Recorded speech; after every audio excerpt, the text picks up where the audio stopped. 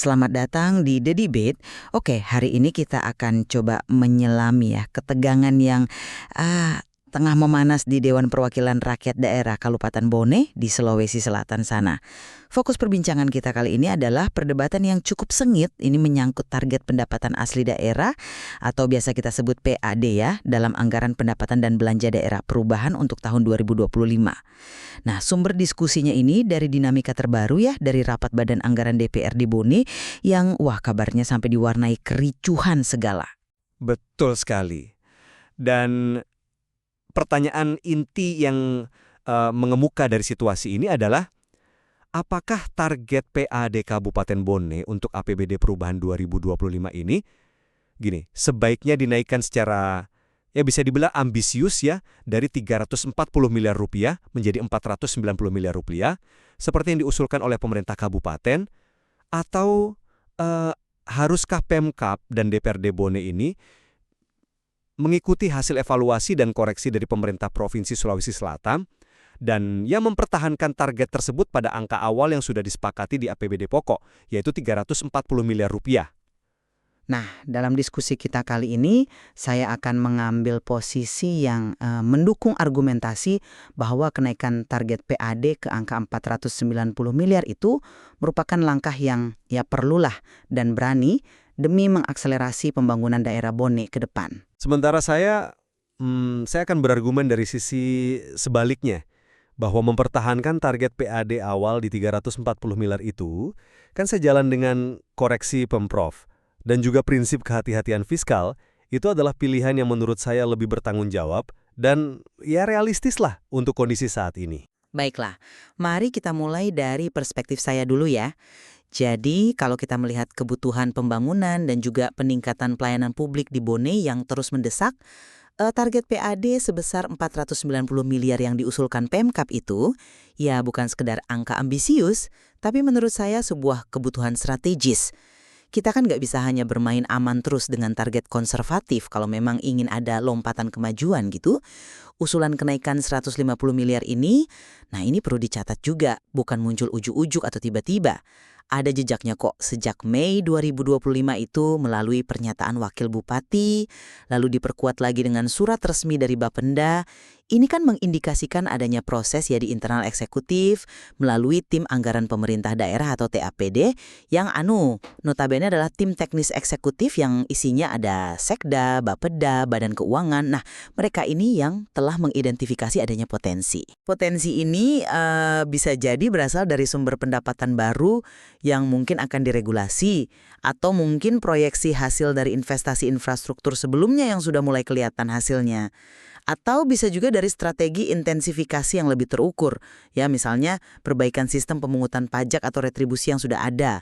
Pandangan dari Ibu Haji Adriani dari fraksi PPP di DPRD yang menyatakan target tinggi tidak masalah asal realistis, itu juga memberi sinyal bahwa ada sebagian legislator yang melihat ada ruang untuk optimisme, gitu asalkan yaitu tadi didukung data kuat. Jadi ini bukan sekedar maaf asal Bapak senang, tapi mungkin memang didasari kalkulasi teknokratis dari TAPD untuk mendorong OPD penghasil PAJ agar bekerja lebih optimal lagi. Iya, saya paham soal urgensi pembangunan itu. Tapi gini, pendekatan saya agak berbeda. Realisme dan kehati-hatian itu kan menurut saya fondasi utama ya dalam pengelolaan anggaran publik. Yang ini kan uang rakyat. Usulan kenaikan yang begitu drastis, ini hampir 45% loh dari target APBD pokok yang 340 miliar itu, memang patut dicermati secara kritis. Terlebih lagi, nah ini dia, ada intervensi dari pemerintah Provinsi Sulawesi Selatan yang secara eksplisit meminta Pemkab Bone mengoreksi target tersebut, balik lagi ke angka 340 miliar.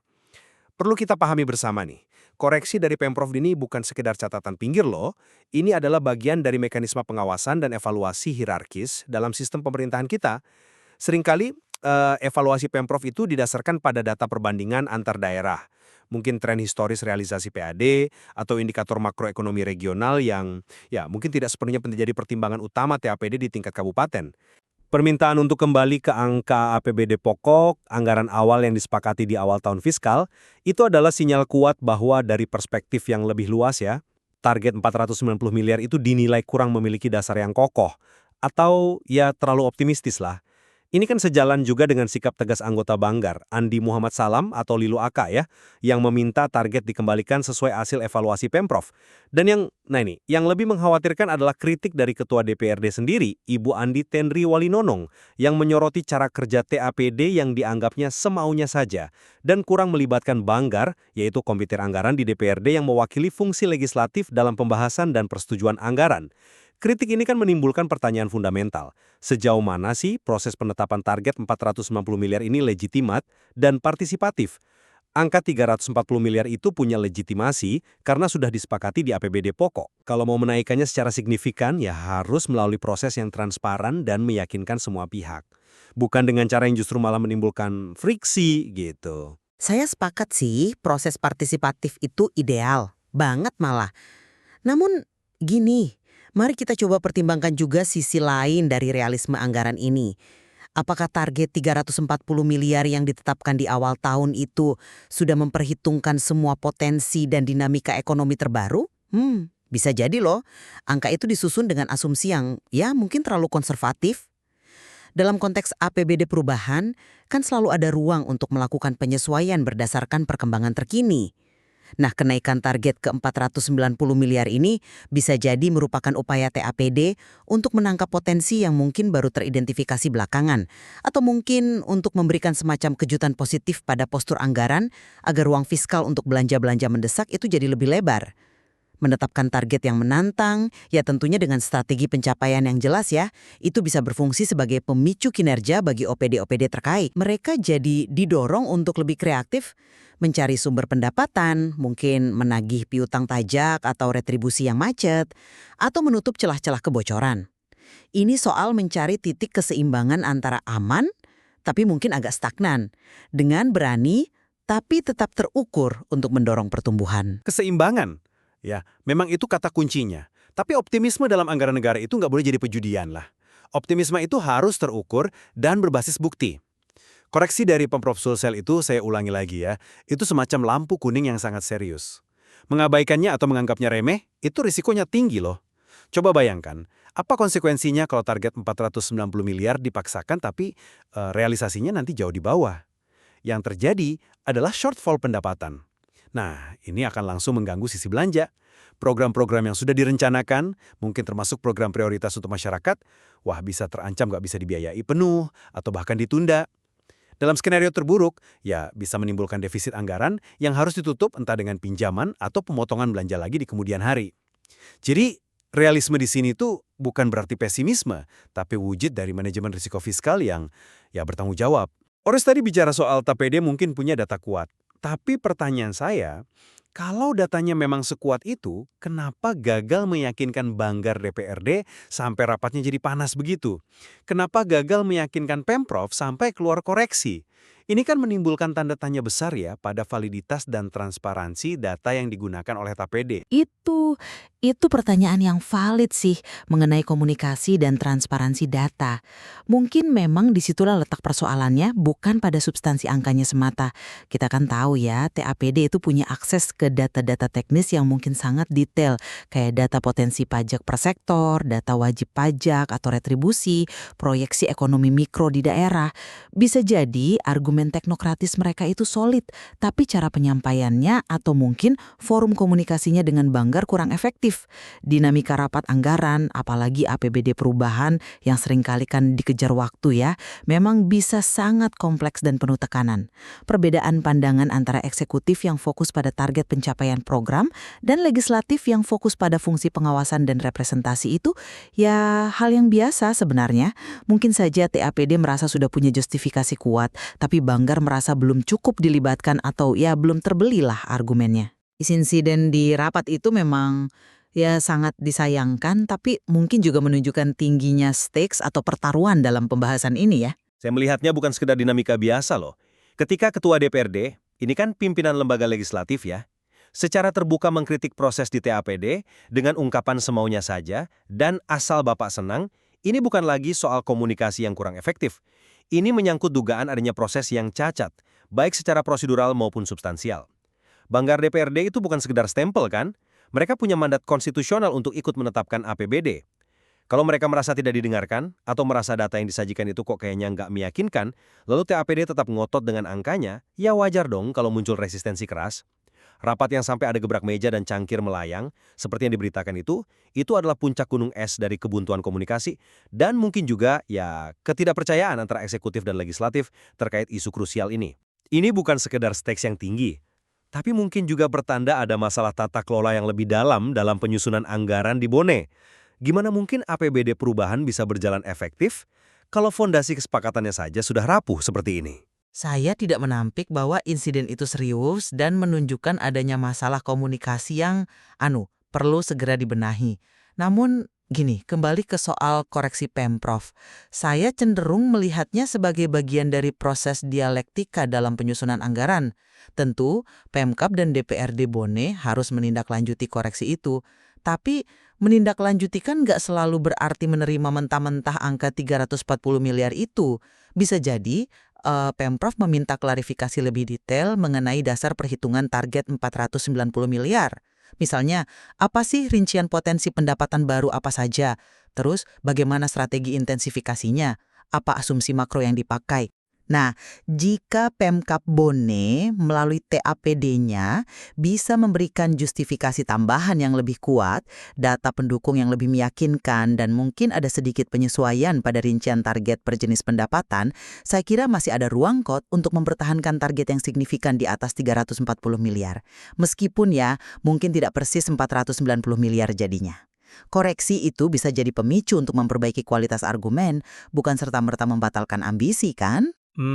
Itu interpretasi yang cukup optimistis ya terhadap makna sebuah koreksi yang secara eksplisit meminta kembali ke APBD pokok. Pengalaman menunjukkan permintaan semacam itu biasanya cukup tegas. Tapi baiklah, ada satu lagi nih lapisan kompleksitas yang mungkin perlu kita sentuh sedikit. Meskipun agak sensitif ya, yaitu konteks politik internal DPRD Bone sendiri. Ada kabar mengenai mosi tidak percaya terhadap Ketua DPRD Ibu Andi Tenri Walinonong yang diajukan oleh sebagian besar anggota DPRD. Kita tahu beliau termasuk yang paling vokal mengkritik TAPD dan proses penetapan target PAD ini. Mungkinkah dinamika perebutan pengaruh atau konflik internal di DPRD ini ikut mewarnai pembahasan anggaran? Mungkinkah ada kelompok yang sengaja mengipasi perdebatan PAD ini untuk tujuan politik internal mereka sendiri? Ini hanya dugaan sih, tapi dalam politik lokal, hal seperti ini kan bukan tidak mungkin terjadi. Saya kira kita harus sangat berhati-hati ya untuk tidak mencampur adukan isu politik internal DPRD seperti mosi tidak percaya itu dengan substansi pembahasan target PAD. Fokus kita seharusnya tetap pada angka. Apakah target 490 miliar itu realistis secara ekonomi? Apakah 340 miliar cukup untuk membiayai kebutuhan daerah? Bagaimana proses penetapannya? Itu pertanyaan intinya. Menyeret isu mosi tidak percaya ke dalam perdebatan ini menurut saya hanya akan mengaburkan analisis objektif kita. Biarlah dinamika internal DPRD diselesaikan melalui mekanisme internal mereka. Pembahasan APBD perubahan itu harusnya didasarkan pada data, kebutuhan real masyarakat, dan kapasitas fiskal daerah, bukan pada manuver politik antar faksi di legislatif. Saya sepakat, idealnya memang demikian. Analisis anggaran memang sebaiknya steril dari manuver politik praktis. Namun ya, realitas lapangan seringkali lebih rumit. Tapi baiklah, kita sudah cukup dalam nih membahas berbagai aspek. Mungkin saatnya kita menarik benang merah ya dari perbincangan kita ini. Ya, dari sudut pandang saya, meskipun ada tantangan dalam proses dan komunikasi, arah untuk menetapkan target PAD yang lebih ambisius, seperti yang direfleksikan dalam usulan 490 miliar itu, tetap penting untuk dipertimbangkan sebagai pendorong kemajuan Bone. Kuncinya adalah memastikan target tersebut didukung oleh strategi pencapaian yang konkret, data yang valid, dan sinergi yang kuat antara eksekutif dan legislatif dalam pelaksanaannya nanti. Potensi daerah harus terus digali secara maksimal. Sementara, dari perspektif saya, dalam situasi saat ini, di mana ada koreksi tegas dari Pemprov dan kritik internal mengenai proses penetapan target, langkah yang paling bijak dan aman adalah mengutamakan kehati-hatian fiskal dan kepatuhan pada prosedur. Kembali ke target APBD pokok 340 miliar, sebagaimana hasil evaluasi Pemprov, itu menjadi basis yang lebih solid dan realistis untuk saat ini. Jika di kemudian hari ada data baru yang sangat kuat dan disepakati bersama, tentu penyesuaian bisa dilakukan. Tapi memaksakan target tinggi di tengah keraguan seperti ini hanya akan memunculkan risiko anggaran yang sebetulnya tidak perlu. Jelas ya, kita masih berada pada posisi yang berbeda mengenai angka idealnya berapa. Namun saya rasa kita bisa sepakat pada satu hal, penetapan target PAD ini memang merefleksikan sebuah dilema klasik lah dalam pengelolaan keuangan daerah manapun, yaitu bagaimana menyeimbangkan antara dorongan kuat untuk membangun lebih cepat dan lebih baik dengan keterbatasan kapasitas fiskal real yang dimiliki daerah itu sendiri. Saya setuju sepenuhnya. Dan kasus di Bone ini menjadi studi kasus yang menarik ya, tentang betapa krusialnya dialog yang terbuka, konstruktif, dan terutama berbasis data yang sama-sama diakui validitasnya antara pihak eksekutif, dalam hal ini TAPD, dan legislatif atau Banggar. Tanpa proses yang sehat dan saling menghargai antar lembaga, APBD yang dihasilkan berpotensi kehilangan kualitas dan juga legitimasinya. Ya, ini juga menjadi pengingat sih akan kompleksitas tata kelola keuangan daerah di Indonesia. Tidak hanya melibatkan angka dan perhitungan teknis, tapi juga sangat dipengaruhi oleh dinamika politik lokal, hubungan antar lembaga, serta mekanisme pengawasan dan pembinaan dari level pemerintahan yang lebih tinggi, nah dalam hal ini pemerintah provinsi. Tentu saja. Masih banyak nuansa dan detail lain sebetulnya yang bisa kita eksplorasi lebih jauh dari materi ini. Semoga perbincangan kita hari ini setidaknya bisa memberikan gambaran yang lebih utuh ya, mengenai berbagai argumen dan pertimbangan yang ada di balik perdebatan target PAD Kabupaten Bone ini. Terima kasih telah menyimak The Debate. Download Tribun X sekarang. Menghadirkan lokal menjadi Indonesia.